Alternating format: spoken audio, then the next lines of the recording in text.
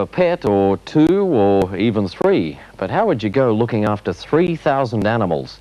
Well, Mike Hamilton recently spent a day with two people who do just that, Ray and Carol Butler at the Melbourne Zoo. So it's another boring day at the factory or office, going through the same old routine while you dream of adventure, facing wild animals, etc., etc. Well, meet a man who's done all that and more, the zoo vet. So while you're battling peak hour traffic this morning, think of Ray Butler, the Melbourne Zoo vet.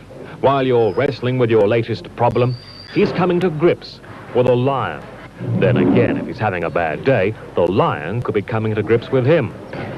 The day can start with a stroll through the zoo with admiring student vets, hoping one day all this will be theirs.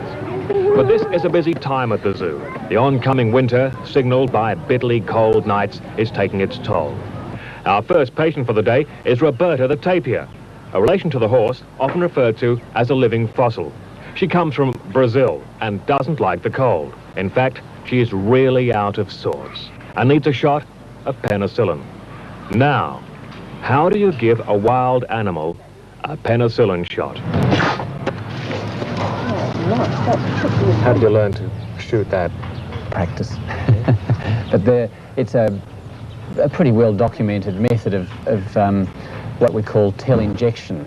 So we don't actually have to capture the animal or lock it up. We can actually just treat it in its enclosure without disturbing it too much. Next, Crinkles the aardvark. Now, Ray has a soft spot for Crinkles. They arrived at the zoo on the same day. His problem? Chest cold. So it's out with the stethoscope. Next, a wallaby must be sedated for a mouth examination. Not as easy as it sounds. So the ulcer, or the abscess, is completely healed up in here. There's no sign of any other lesions at all at the moment. The kookaburra has had its leg in a splint, and today it comes off, and hopefully the bone has knitted.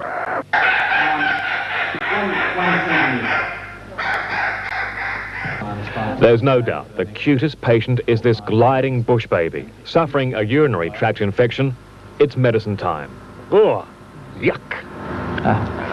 The usual thing is if I want to come and look... The trouble with being the zoo vet is he's the most unpopular human in the zoo. While monkeys rush to the bars to greet visitors, when Ray arrives, they beat a hasty retreat.